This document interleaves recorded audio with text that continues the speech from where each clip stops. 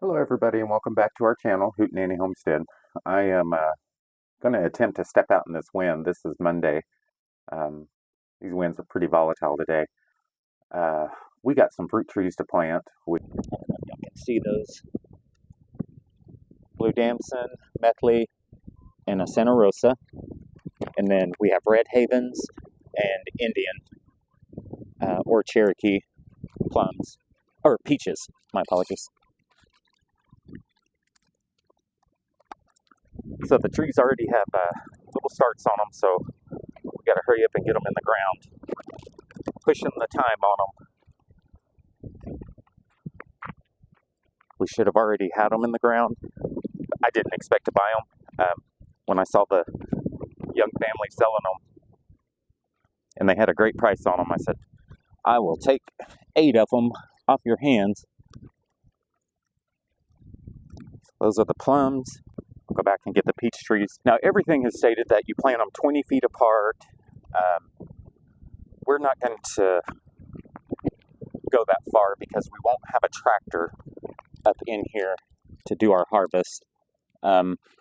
Sorry. I'm going to go about 10 feet apart on them. And we're going to do our best to keep them pruned to stay within those boundaries. First thing I'm going to do is just take them out of the thing here, out of their little bags. And like I said, she said soak them in honey water. Put some water in a 5-gallon bucket and a good squeeze of honey. They say fruit trees love honey, but like I said, we're low on honey, so I'm not going to be able to do that.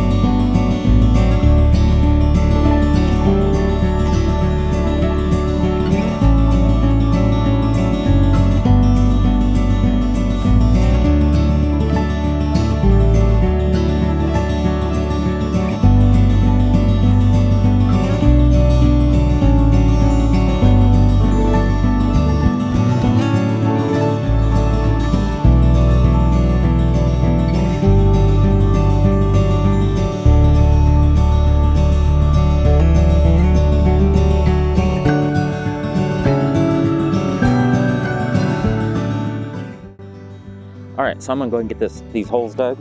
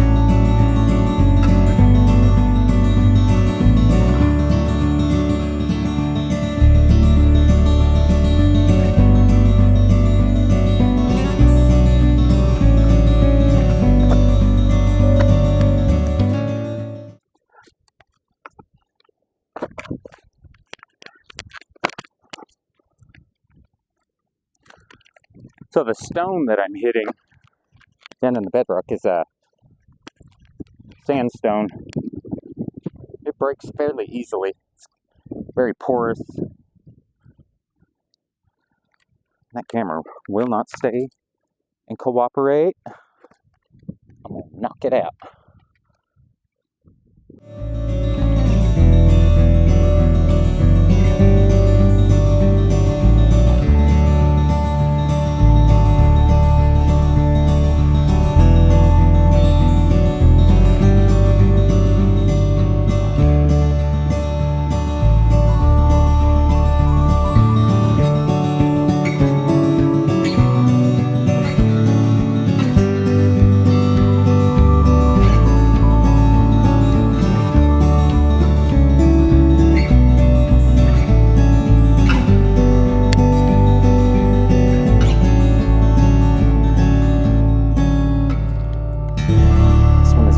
Right here.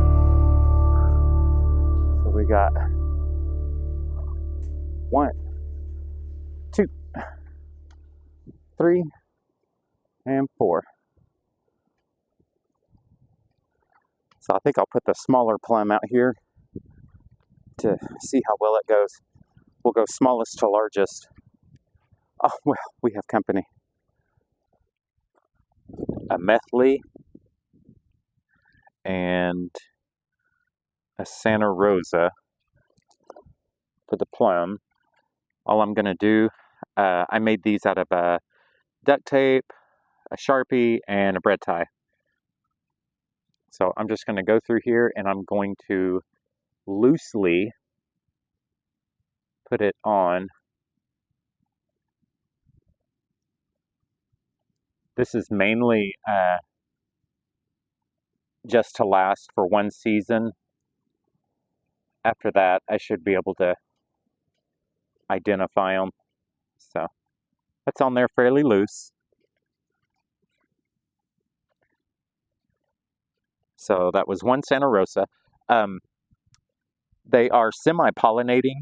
They will do just fine if they are around other flowering trees. This one is the methley.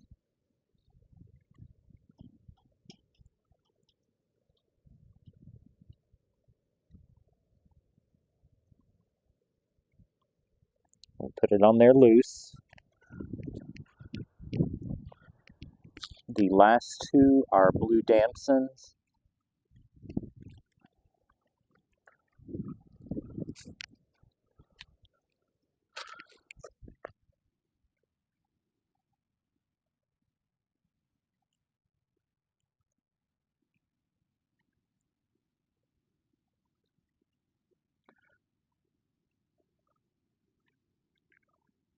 Now I'm just choosing to use bread ties so they can go on loosely and I can take them off whenever it's needed. I don't want to damage the plant at all, or the tree, by getting it too tight. So I'll show you guys here. Got these 4 put in, and then the peach trees are 10 foot over and 10 foot apart, going down this way. And we'll start with the wild Cherokees, and whenever I was looking into them and learning about them, they're actually crossed. It's a French peach that is crossed with the wild peaches of Georgia. And so they came up with the name Indian blood. So I am just calling them Indian peaches. So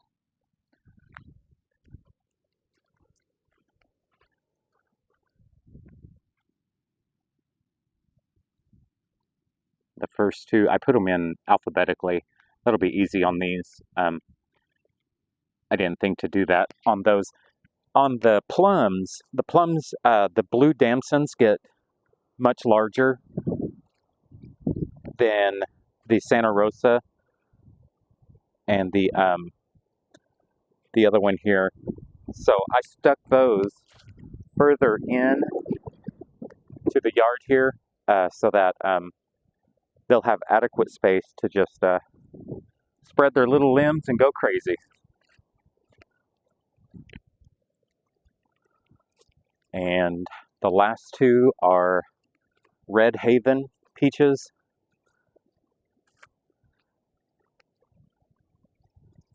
This project is chicks that we hatched off. It's going on 3 weeks ago now. They are almost ready to come on outside. I could have brought them out today. Our temps are going to be, we're in the 80s right now. And so what we do is we bring them out in the day and we put them up at night. We put them in little pet taxis and they come inside.